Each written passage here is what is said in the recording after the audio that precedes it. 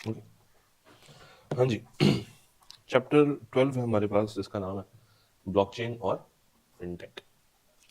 ये चैप्टर इन्हीं दो मेन कॉन्सेप्ट्स के ऊपर बात करता है। तकरीबन 80% जो सिलेबस एरिया है उस चैप्टर का, दैट इज ऑन ब्लॉकचेन, और हल्की सी बात करता है वो फिनटेक के ऊपर। मजे की बात यह है कि ये दोनों टूल्स क्रिप्टो करेंसी से ताल्लुक रखता है। तो इस चैप्टर में आई कैप आपको इनडायरेक्टली क्रिप्टो की तरफ आपका ध्यान लेके जाना चाह रहा है। आप में से कितने बच्चों को क्रिप्टो के बारे में थोड़ी बहुत नॉलेज है नॉलेज? बताएं, क्या जानते हैं क्रिप्टो के बारे में, इन सबको बताएं। क्रिप्टो एक तरह की ऑनलाइन करेंसी है जो किसी बैंक से रूट होती है, किसी बैंक से रूट नहीं होती।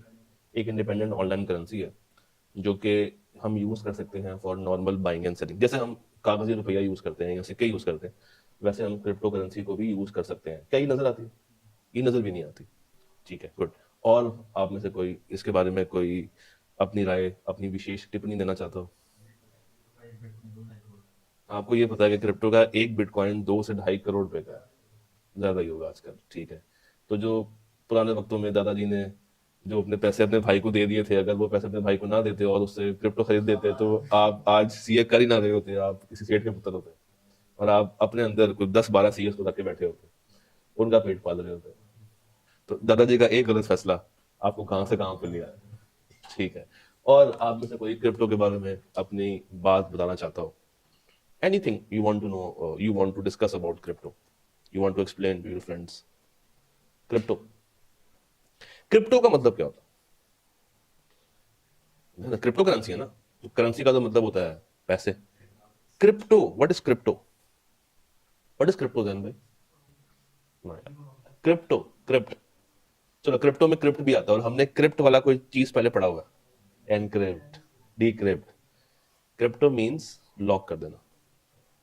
क्रिप्टो मींस लॉक कर देना। ऐसी करेंसी जो कि लॉक्ड है, ऐसी करेंसी जो कि ज्यादा सिक्योर है। क्रिप्टो करेंसी बेसिकली काम करती है ब्लॉकचेन के कॉन्सेप्ट के ऊपर। किसके ऊपर काम करती है? ब्लॉकचेन के ऊपर।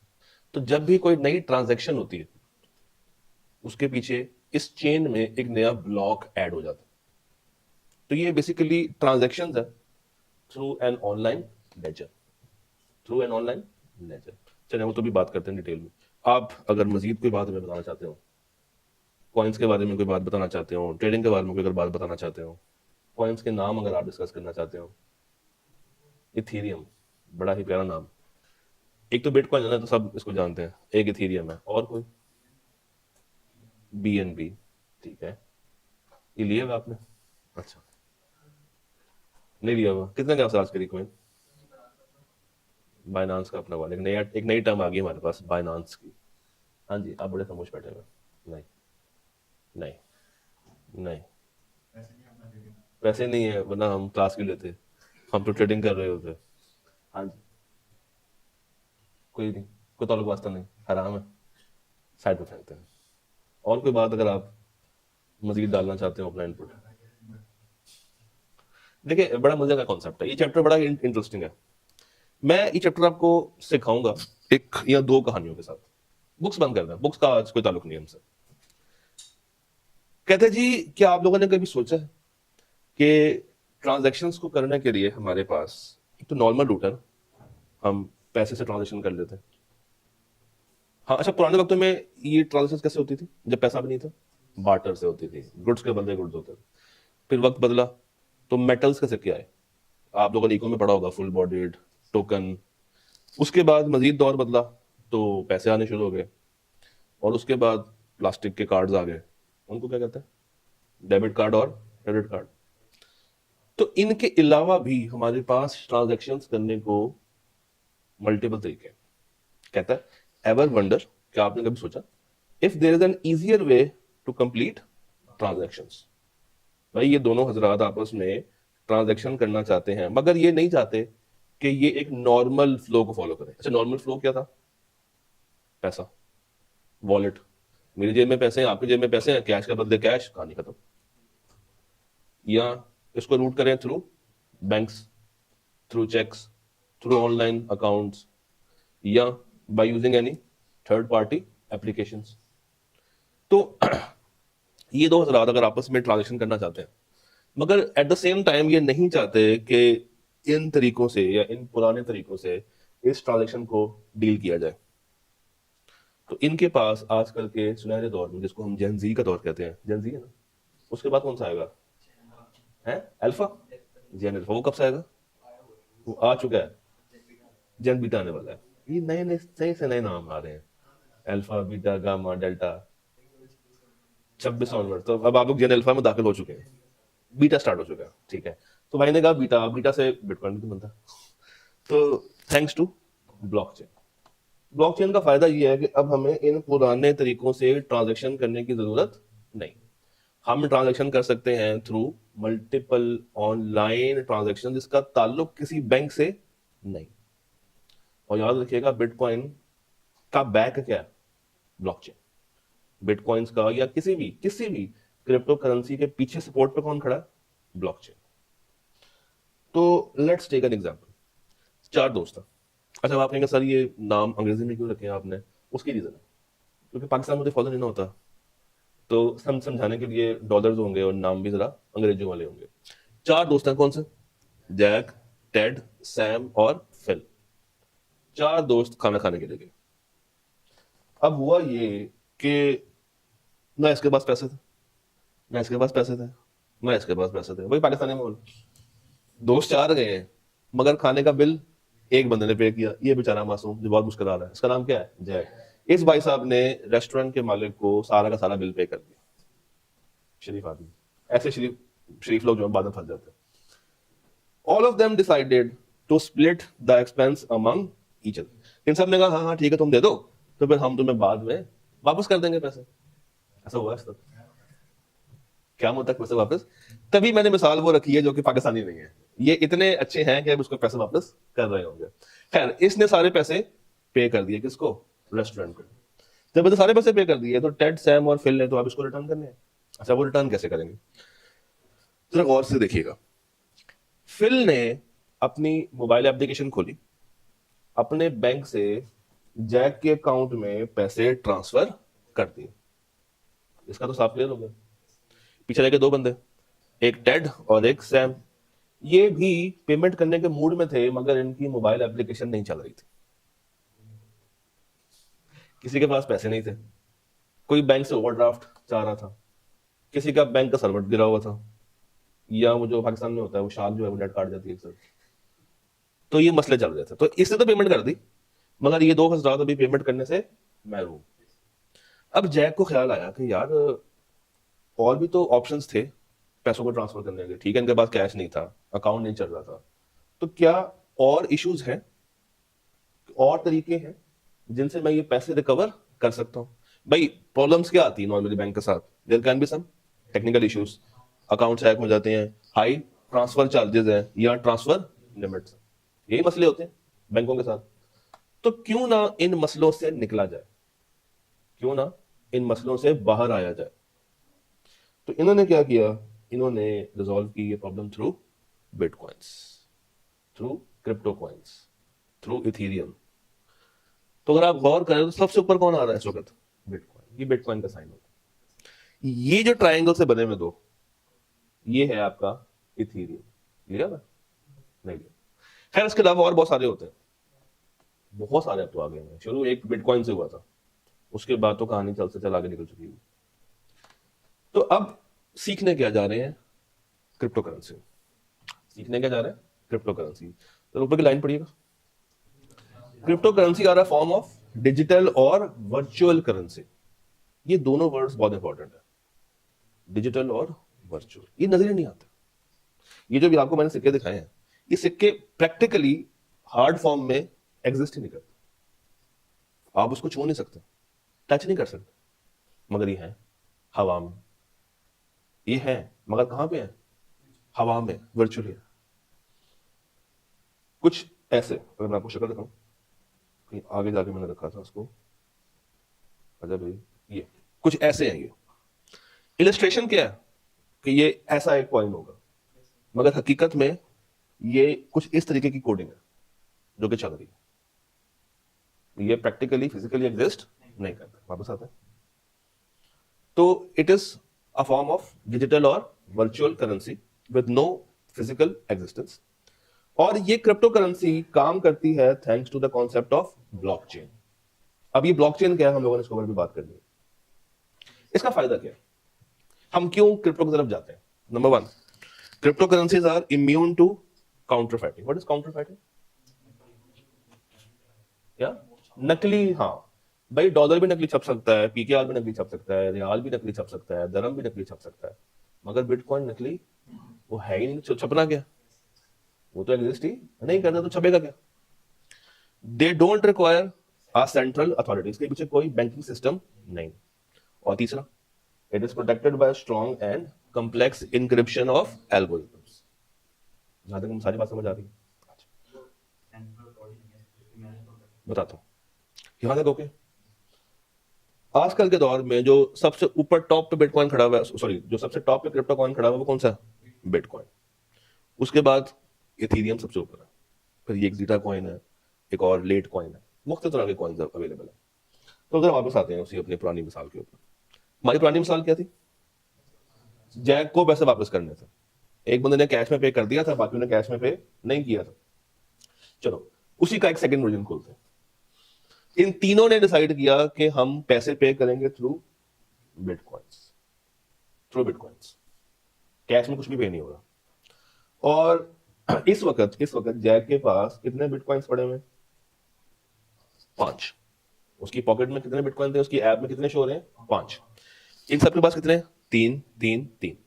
डिसाइड ये हुआ कि सारे बंदे जैक को 2-2 बिटकॉइंस ट्रांसफर करेंगे। 3 है तो 2 निकल जाएंगे, ऐसे ही।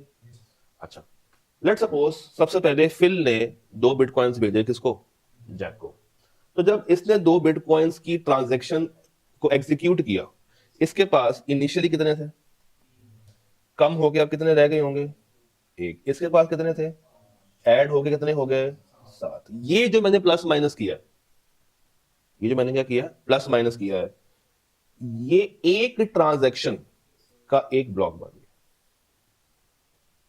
For a single transaction there will be a block, for a single transaction there will be a block. और इस तरह की कितनी ट्रांजैक्शन होनी है? 3। तो कितने ब्लॉक्स बनेंगे? 3। तो होगा यूं कि एक ब्लॉक बना, फिर दूसरा ब्लॉक बना, फिर तीसरा ब्लॉक बना, और ये ब्लॉक आपस में कनेक्टेड है थ्रू अ चेन। ये ब्लॉक आपस में कनेक्टेड है थ्रू अ चेन। इसी को कहते हैं ब्लॉकचेन।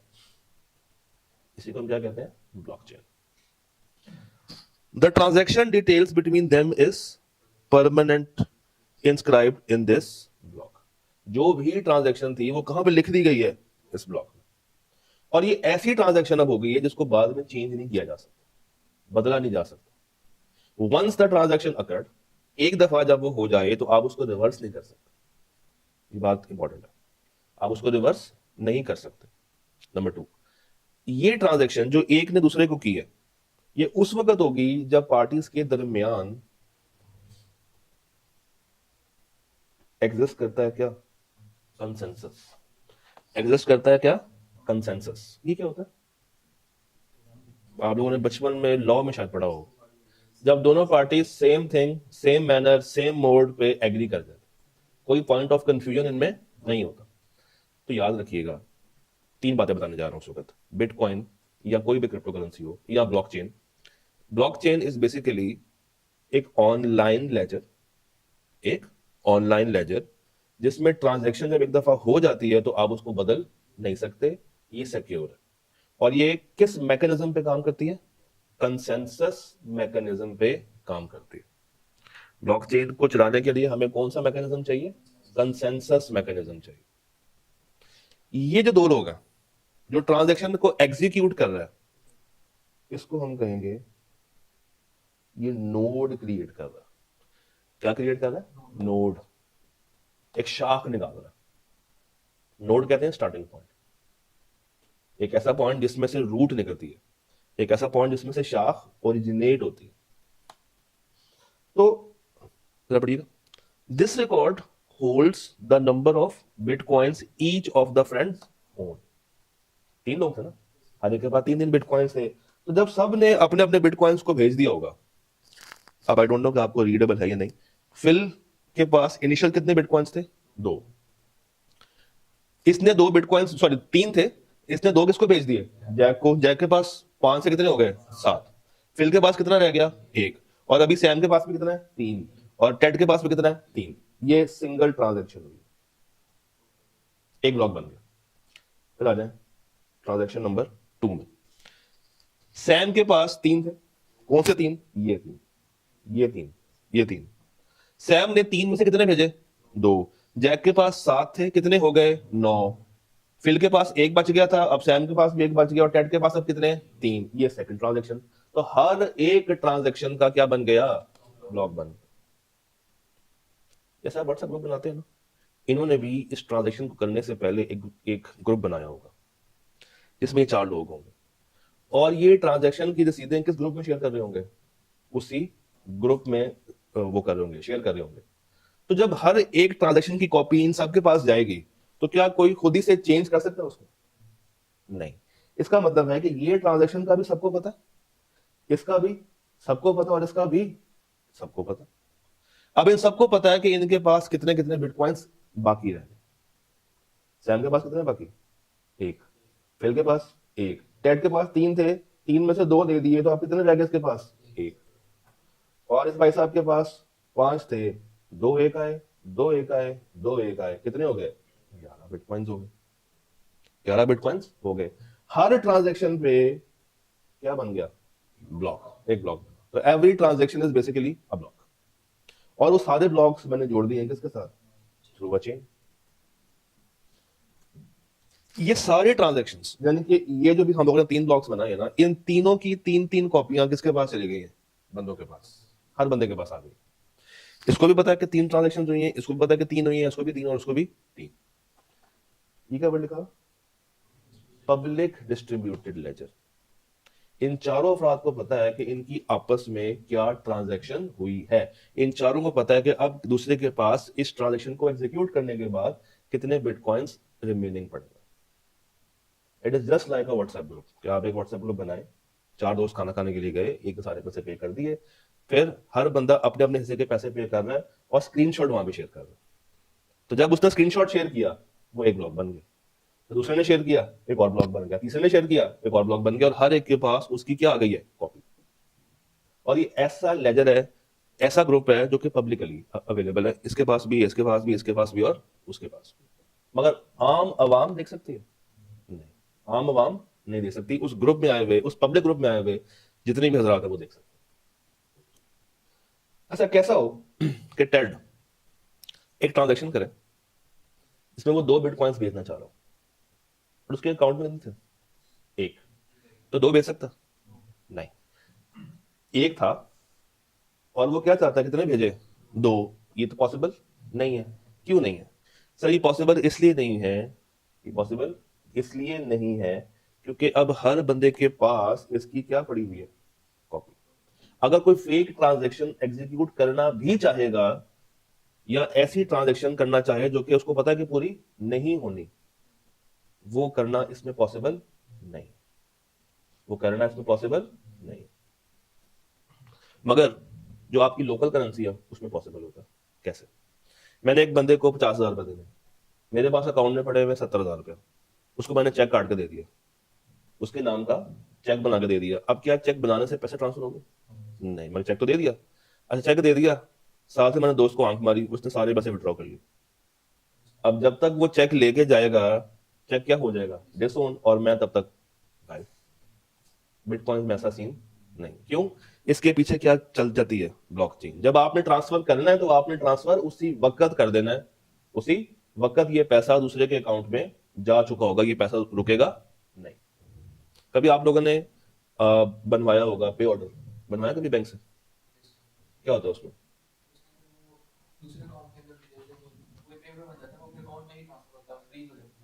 अमाउंट फ्रीज हो जाती है, बैंक आपके अकाउंट से वो पैसे डिडक्ट कर लेता है। इसी रिस्क को ओवरकम करने के लिए कि ये बंदा एक को चेक दे और फिर खुद ही पैसे निकाल के निकल जाए और वो उसको ढूंढता रहे, तो इसलिए कहा जाता है कि अगर एक ट्रांजेक्शन आपने करनी है, वो सिक्योर वे में करनी है, तो आप उसका क्या बनवा के लाएं? पे ऑर्डर। कुछ टाइम के लिए वो पैसा आपके अकाउंट से निकल के बैंक के पास चला जाता है। अब जिस बंदे के नाम का वो पे ऑर्डर बना होता है वो जाके बैंक से पैसे रिकवर कर लेता है। तो बैंक बेसिकली एक एजेंट के तौर पे काम करता है, वहाँ पे एक फाइनेंशियल इंटरमीडियरी बन जाता है। तो सेम काम कौन कर रहा है इस वक्त? ब्लॉकचेन कर रही है।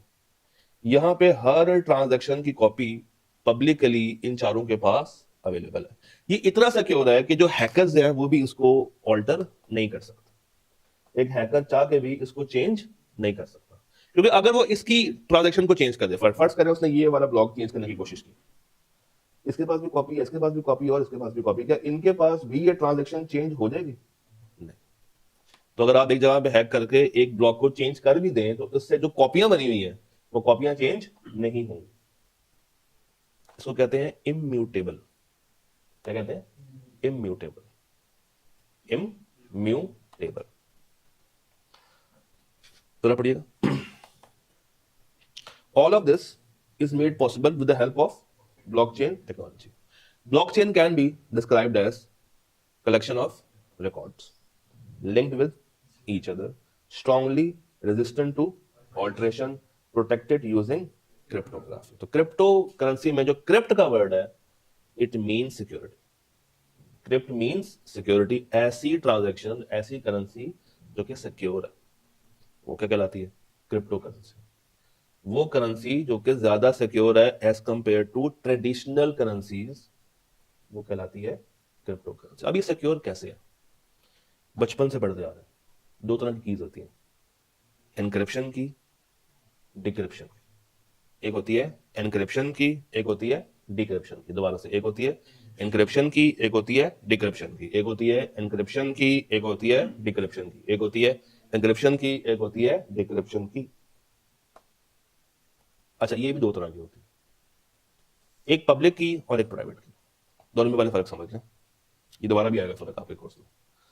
पब्लिक की से क्या मुराद है कि दोनों पार्टीज के पास, फिल के पास भी और जैक के पास भी, दोनों पार्टीज के पास जो कोडिंग है वो सेम है। यानी कि एक ताला, उस एक ताले की दोनों सेम चाबियां एक फिल के पास है और एक जैक के पास। उसी ताले से, सॉरी, उसी चाबी से वो लॉक भी होगा और उसी से वो ओपन भी होगा। यह है पब्लिक, जिसमें दोनों के पास सेम है।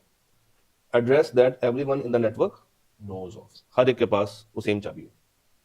और एक होती है प्राइवेट की। प्राइवेट की का कॉन्सेप्ट ये है कि एनक्रिप्शन की चाबी और है, डिक्रिप्शन की चाबी और।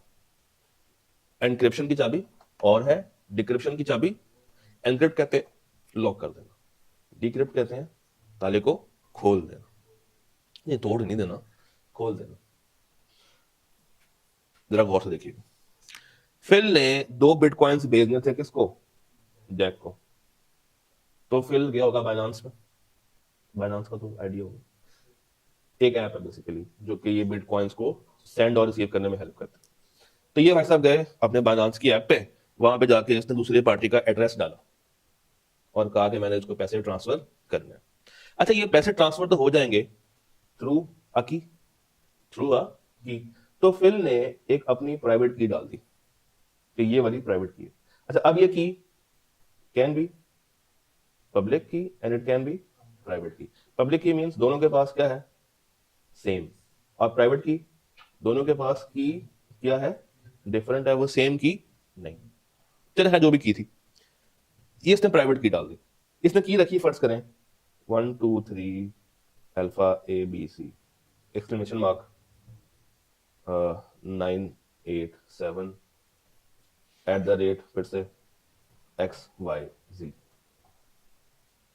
ये इसने की रखी एनक्रिप्शन की। ये की जाती है, अब जरा फोकस होके, ये की जाती है एक प्रोसेस के अंदर, ये की जाएगी एक प्रोसेस के अंदर। इस प्रोसेस से होगा ये कि ये जो इनपुट की थी ना, ये आप कितनी भी बड़ी कर लें, कोई मसले वाली बात नहीं। जो एनक्रिप्शन की है, जो उसकी प्राइवेट की है, अच्छा प्राइवेट की में कौन सी थी? इसकी भी डिफरेंट होगी और उसकी भी डिफरेंट होगी, तो हम प्राइवेट की यूज कर रहे हैं, पब्लिक की यूज नहीं कर रहे। इस भाई साहब ने अकाउंट खोला, पैसे भेजने थे, तो इसने एक की डाल दी, एक पासवर्ड डाल दिया। ये गुजरेगा एक प्रोसेस से, इस प्रोसेस को हम कहते हैं हैशिंग का प्रोसेस। इसको क्या कहते हैं? हैशिंग। क्या कहते हैं? हैशिंग। हैशिंग क्या काम करेगा, इस बड़ी सी की को एक छोटी फिक्स्ड कैरेक्टर्स की की में कन्वर्ट कर देगा, यानी कि जो उसकी एन्क्रिप्शन की थी उसको कन्वर्ट कर देगा किस में, डिक्रिप्शन की में, जो कि इसके पास और थी और उसके पास और जाएगी। कैसे जाएगी, through the process of hashing, through the process of hashing, hashing encryption algorithm, क्या लिखा हुआ, हैशिंग एन्क्रिप्शन एल्गोरिथम। इसका काम क्या है, एक बड़ी सी की को कन्वर्ट कर देता है एक छोटी फिक्स्ड कैरेक्टर्स की के अंदर। लेट्स से 10 कैरेक्टर्स तक वो की बन सकती है, तो उसने की बना दी होगी 6 7 8 एक्सक्लेमेशन मार्क CDE @ कितने हो गए, 3 6 7 8 1 8, ये बन गई की। ये कैसे बनी, थ्रू हैशिंग, थ्रू हैशिंग। अच्छा, इसने ट्रांजैक्शन जब निकाली, इसने क्या क्रिएट किया, नोड। इसने क्या क्रिएट किया, नोड। ये जो प्रोसेस है हैशिंग का, ये बेसिकली क्या डाल रहा है, आपकी सिक्योरिटी कर रहा है। ये बेसिकली क्या है, एक डिजिटली साइंड कॉपी। आपने चेक पे साइन करके बेचते हैं, तो यहां पर तो कोई चेक नहीं। तो हैशिंग से एक हमें ये भी आइडिया मिलता है कि जो बंदा ये ट्रांजैक्शन कर रहा है अकाउंट भी उसी का ही, कोई फेक ट्रांजैक्शन एग्जीक्यूट नहीं होता। तो ये पब्लिक की जब इसके पास जाएगी तो क्या बन जाएगी, प्राइवेट की, क्योंकि उसके पास तो डिक्रिप्शन के लिए दूसरी की है। तो ये उसको पहले क्या करेगा, डिक्रिप्ट करेगा, और ये बिटकॉइंस उसके अकाउंट में ट्रांसफर हो जाएंगे। इतनी बात समझ आ रही है। हैशिंग हर बिटकॉइन के लिए, हर इथेरियम के लिए, या कोई भी क्रिप्टो कॉइन है उसके लिए डिफरेंट है। बिटकॉइन के लिए क्या यूज होती है, SHA-256, और इथेरियम के लिए ET हैश, ET हैश। यहां तक ओके, पक्की बात, कहानी समझ आ रही है। अब आपका एक सवाल आया था वहां से कि सर इसके पीछे का सेंट्रल बैंक नहीं है तो फिर कौन है, और ये ट्रांजैक्शन कौन एग्जीक्यूट करता है, कैसे हो रही है, इसके पीछे कौन सा बंदा बैठा हुआ है, कौन है, बड़े भाई, एलियंस है, एलियंस है जो ये ट्रांजैक्शन कर रहे हैं, नहीं, माइनर्स। एक नया कॉन्सेप्ट आ रहा है, माइनर्स। ये कौन होते हैं, जो खोदते हैं। अच्छा, ये जो पूरी कहानी है ना कॉइन्स की, ये इसके पीछे जो थीम है वो ये है कि एक कान है, उस कान के अंदर जैसे गोल्ड छुपा होता है, सिल्वर होता है, डायमंड होता है, फिर खोद खोद के वो उसमें से उसको निकालते हैं। इसी थीम के ऊपर उन्होंने एक कैरेक्टर बनाया, उसको हम कहते हैं माइनर। क्या कहते हैं, माइनर। वो OR वाला माइनर नहीं है, बच्चे वाला माइनर नहीं है, ये माइनर है खुदाई करने वाला, माइंस के अंदर काम करने वाला। ये माइनर क्या करेगा, ये जो भी ट्रांजैक्शन होती है, इस भाई ने जो ट्रांजैक्शन की और उस भाई तक जो पैसे पहुंच रहे हैं, ये इतनी आसानी से नहीं होते, इतनी आसानी से नहीं होते। क्यों नहीं होते,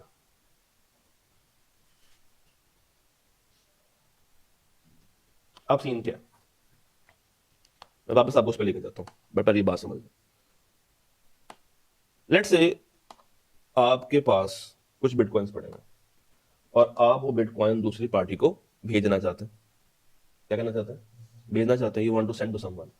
तो होगा यूं कि जब आप कोई नई ट्रांजैक्शन करेंगे पैसे भेजने की, कहता बीच में एक हैशिंग का प्रोसेस आया था।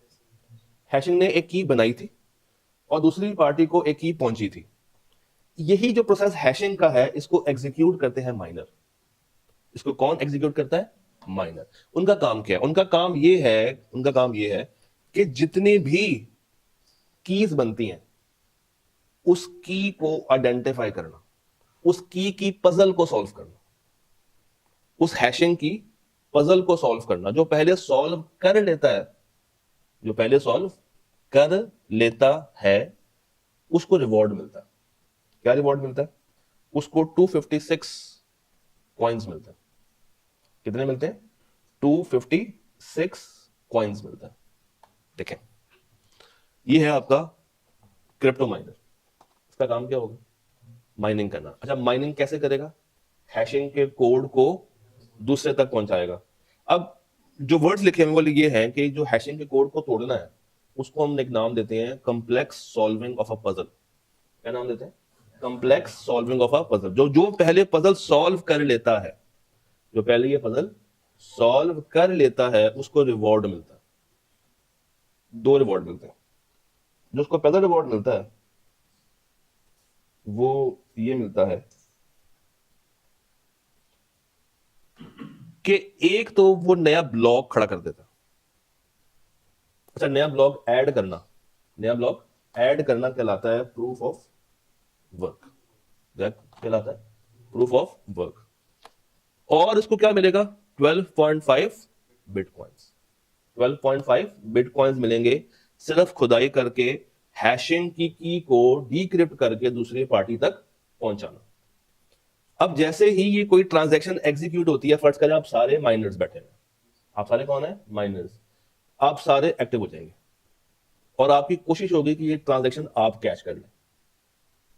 आपकी कोशिश क्या है कि ये ट्रांजैक्शन कौन कैच करे? आप कैच कर लें। आप सबको माइनिंग आती है, मगर एक जो चीज आपको चाहिए इस पूरे प्रोसेस के लिए, वो चीज ये चाहिए, ये चाहिए। ये क्या मिला? सर्वर्स। आपको बहुत हैवी किस्म के सर्वर्स चाहिए उस एल्गोरिदम को ब्रेक करके डीक्रिप्ट करने के लिए, उस हैशिंग के प्रोसेस को चलाने के लिए। आपको बहुत हैवी किस्म के ऊपर, बहुत हैवी पैमाने के ऊपर एक सब्सटेंशियल कैपिटल एक्सपेंडिचर करना पड़ता है, तब जाके आप उस एनक्रिप्टेड की को डीक्रिप्ट करने के काबिल होते हैं।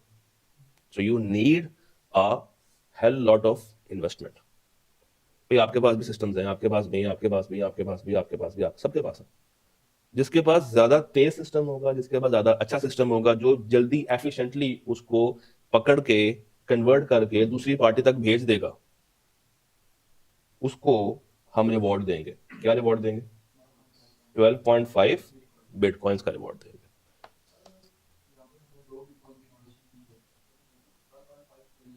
12.5 पर ब्लॉक है, पर ब्लॉक है। चाहे 2 हो, चाहे 4 हो, चाहे 6 हो, चाहे 8 हो, हर ब्लॉक के पीछे आपको 12.5 बिटकॉइन मिलेगा।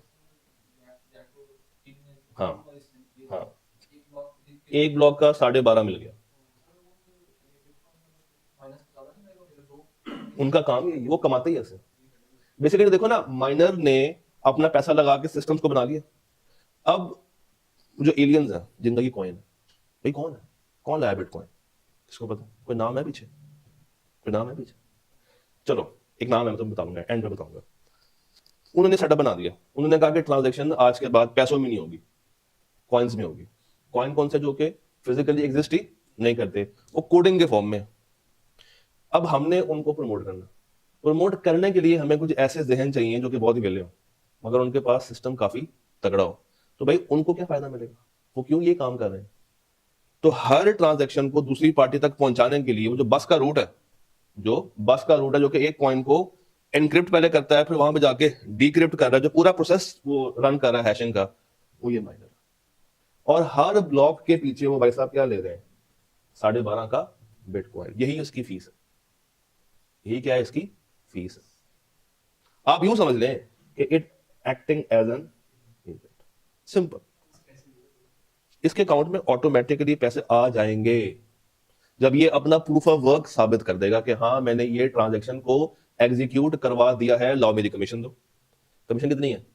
12.5 बिटकॉइन।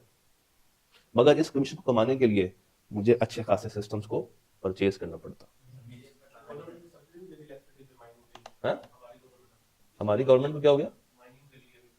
हाँ, दे रही है। क्या बात।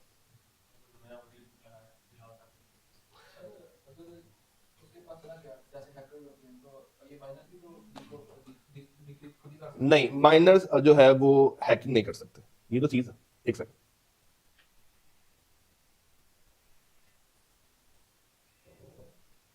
जो माइनर्स हैं वो हैक नहीं कर सकते, क्योंकि यार माइनर जो है वो हैकिंग नहीं कर सकते। रीजन, ये हैक हो ही नहीं सकता। और ये हैक हो ही, देखो उसका काम क्या है? एनक्रिप्शन की पकड़ना और दूसरी पार्टी को देना। वो खुद उसको इनकैश नहीं कर सकता। क्यों? क्योंकि हर बंदे के पास इसका क्या मेंटेन हुआ होता है? ब्लॉक। हर बंदे के पास उसका क्या मेंटेन हुआ होता है? मैं आपको दिखाऊं, एक स्लाइड थी। अच्छा, ये हर बंदे के पास उस ब्लॉक की क्या मेंटेन हुई है, कॉपीज। तो कोई भी गैर मुतलका शख्स एंटर होके किसी भी ट्रांजेक्शन को खुद से चेंज नहीं कर सकता। यही तो कंसेंसस है।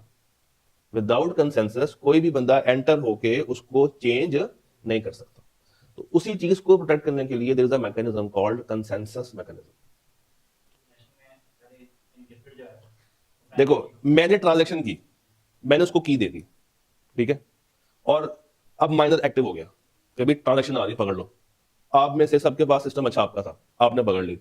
अब आपने वो की पकड़ी, और जिसको ये ट्रांजेक्शन जानी है, वो जो पब्लिक की आपके पास आई है, आप उसको एक फिक्स्ड वैल्यू में कन्वर्ट करके दूसरी पार्टी तक पहुंचा के आएंगे।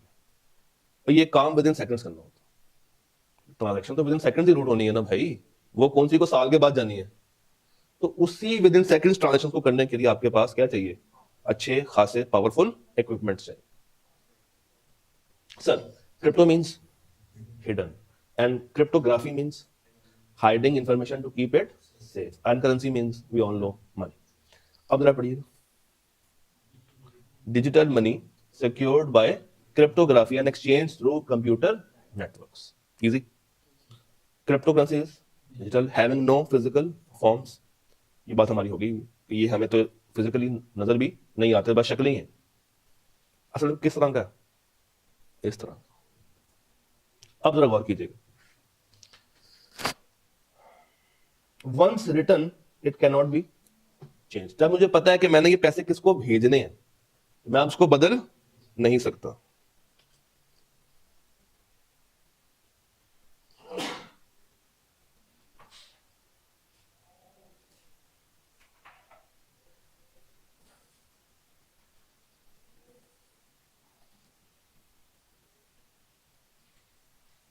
अच्छा, once written it cannot be changed. Once मैंने अपना रिसीवर बुक कर दिया है, तो बीच में कोई भी हैकर अपने आप को एंटर करवा के वो पैसे विड्रॉ करके भाग नहीं सकता। Everyone in blockchain system has a copy of it. तो अगर कोई हैकर बीच में घुस भी जाए, तो वो ट्रांजैक्शन क्या हो जाएगी, इनवैलिड, ट्रांजैक्शन होगी ही नहीं। लेट से वो माइनर किसी भी तरीके से एग्जीक्यूट कर देता, हैकिंग हो गई, लेट से हैकिंग हो गई, फिर क्या होगा, फिर क्या होगा, जो उसके पास पैसे पड़े हुए थे, जो उसके पास बिटकॉइंस होंगे, वहां से पैसे आपको वापस आ जाएंगे। तो ये बहुत सेफ वर्जन है, इसमें इतनी सी भी जो है वो हैकिंग की गुंजाइश अवेलेबल नहीं है।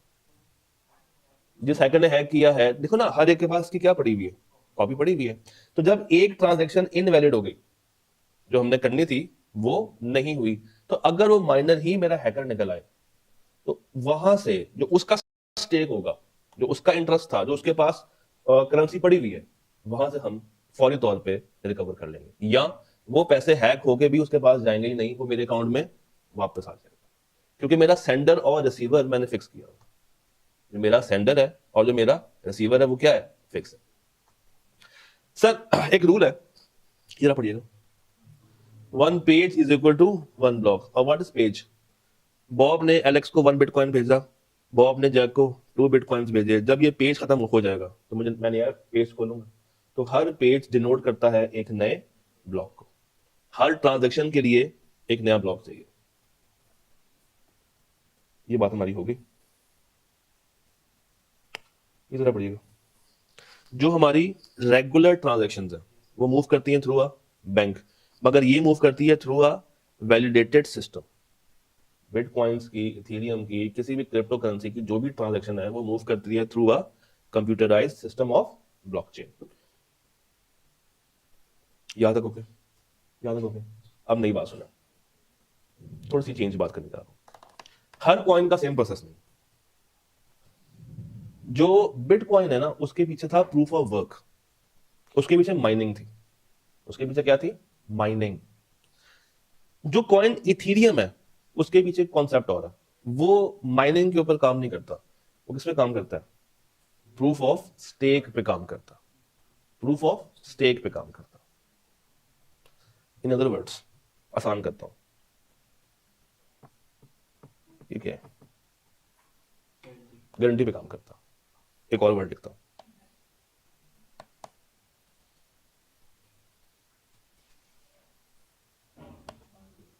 अपने पास पड़े हुए माल को गिरवी रखवा देता कमाने के लिए। समझाता हूं। बिटकॉइंस में माइनर होते हैं, ठीक है। इथीरियम में माइनर नहीं होते, इथीरियम में होते हैं वैलिडेटर। वैलिडेटर इथीरियम में कौन होते हैं? वैलिडेटर। ये क्या होता है? What is validator? वैल्यू नहीं, वैलिडेट। ट्रांजैक्शन को चेक करता है, अप्रूव करता है। ट्रांजैक्शन को चेक करता है और क्या करता है? अप्रूव करता है कि ये ट्रांजैक्शन हो भी सकती है या नहीं। तो इसमें तो सिक्योरिटी कंसर्न नहीं कि एक बंदा खुद शामिल होके कह दे कि ट्रांजैक्शन कर दो, हालांकि वो पॉसिबल ही ना हो। पॉसिबल ही ना हो भाई। ए ने बी को 2 बिटकॉइंस भेजने थे, सॉरी 2 इथेरियम भेजने थे। इसके पास था ही एक, तो ये 2 की ट्रांजैक्शन निकाल दे और ये जो वैलिडेटर है वो साथ में लाओ, उसको वैलिडेट कर दे। और दूसरे बंदे के पास कितने चले जाए? 2 चले जाए। ये तो काम खराब हो जाएगा, है ना। इसलिए इस वैलिडेटर की शामत आती है। हाँ, रूल ये है कि वैलिडेटर जब कोई भी ट्रांजैक्शन को वैलिडेट करने के लिए जाता है, उसके पास पड़े हुए जितने भी कॉइन्स हैं वो सारे गिरवी होते हैं। यानी कि हर ट्रांजैक्शन को एग्जीक्यूट करने से पहले जो उसके पास करंटली अवेलेबल कॉइन्स होंगे वो सारे के सारे गिरवी रखवा दिए जाते हैं कि अगर उसने कोई खराब ट्रांजैक्शंस को वैलिडेट किया, अगर उसने किसी भी खराब ट्रांजैक्शन को वैलिडेट किया तो फिर कटेंगे कहां से पैसे? वैलिडेटर के अकाउंट से पैसे। तो वो एलियन टेक्नोलॉजी है भाई है। इन्होंने हर जुगाड़ का पहले कंट्रोल तैयार किया उस सेटअप में, बाइनांस के अंदर। ये देखें, इसको हम कहते हैं प्रूफ ऑफ स्टेक। ये क्या वर्ड लिखा हुआ? उर्दू क्या होती है? गिरवी। गिरवी, इसकी उर्दू क्या होती है? गिरवी। तो ये कोलैटरल रखवाता है एज कंपेयर टू माइनर। वो क्या करता था? प्रूफ ऑफ वर्क करता था कि मैंने काम कर दिया, चलो मुझे अब रिवॉर्ड दे दो। ये ज्यादा मेहनत करता था, इसकी मेहनत कम है मगर इसका पैसा ज्यादा है, इसका इंटरेस्ट ज्यादा है। अच्छा, अब मजे की बात, आप सारे फर्ज करें बैठ गए इथीरियम को वैलिडेट करने के लिए। अब ट्रांजैक्शन किसके पास जाएगी? इसके पास ज्यादा, इसके पास ज्यादा कॉइन्स हैं जो ज्यादा गिरवी पैसे रख सकते, उसको ये ट्रांजैक्शन रिवॉर्ड कर दी जाएगी, उसको ये ट्रांजैक्शन मिल जाएगी। ये तो समझे। ये कौन बैठा हुआ है? वैलिडेटर। इसके पास ये सारा स्टेक, इसके पास ये सारा क्या पड़ा हुआ है? स्टेक पड़ा हुआ है। तो अगर इसने इथीरियम की ट्रांजैक्शन करनी है तो इसको अपना सारा का सारा स्टेक गिरवी रखवाना पड़ेगा। और जब ट्रांजैक्शन फुली सिक्योरली एग्जीक्यूट हो जाएगी उसको रिवॉर्ड मिलेगा in terms of transaction fee. In terms of transaction fee उसको क्या दिया जाएगा? अवार्ड दिया जाएगा।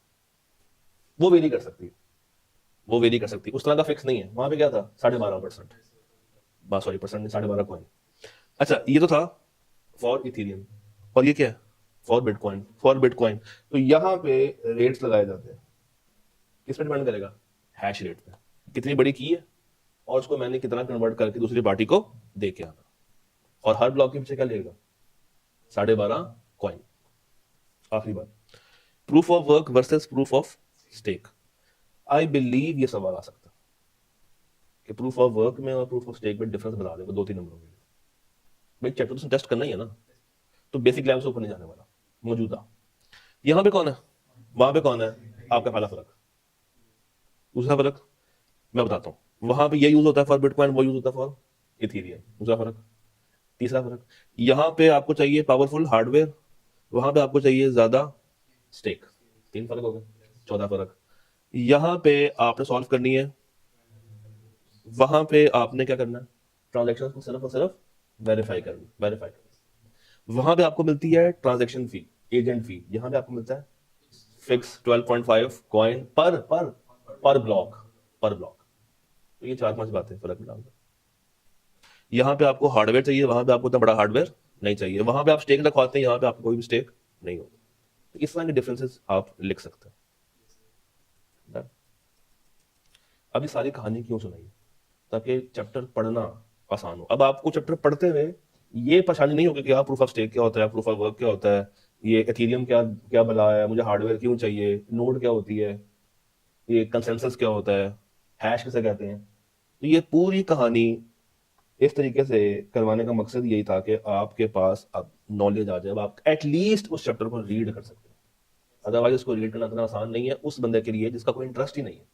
तो इस डायग्रामेटिक प्रेजेंटेशन ने वो इंटरेस्ट डेवलप करवाया, आई बिलीव करवा दिया होगा, आई बिलीव करवा दिया होगा। सिर्फ एक काम करके आना है, अभी हमने किताब से कुछ नहीं पढ़ा, बट आप एटलीस्ट पढ़ के आएंगे ताकि अब कल जब हम किताब की तरफ जाएं तो हमें वो टर्मिनोलॉजीज का कुछ ना कुछ आइडिया हो। चैप्टर के शुरू के 3 सफ़े हैं शायद, देखिए 3 है या 4 है। आपने 2 से 3 दफा अच्छे से रीड जरूर करके आना। अब आपको तकरीबन 60-70% बातें समझ आनी शुरू हो जाएंगी जब आप रीडिंग करते जाएंगे। कितने पेज था? 12.5 4 होंगे। नहीं फिनटेक नहीं ऐड करना, फिनटेक नहीं ऐड करना। चले जहां तक फिनटेक है ना सिर्फ वहां तक रीड करके आना। जहां तक क्या है फिनटेक है सिर्फ वहां तक क्या करके आना है, तो जितने भी हैं जहां तक फिनटेक है सिर्फ आपने रीड करके आना, हो जाएगा। बस एक दफा ना कीजिएगा, एटलीस्ट 3 to 4 टाइम्स उसको रीड कीजिएगा, तब जाके आपका डेवलप करेगा ज़हन, उसको अंडरस्टैंड करेगा। कल मिलते हैं, ये मैं स्लाइड भी शेयर कर देता हूँ, कल मिलता हूँ।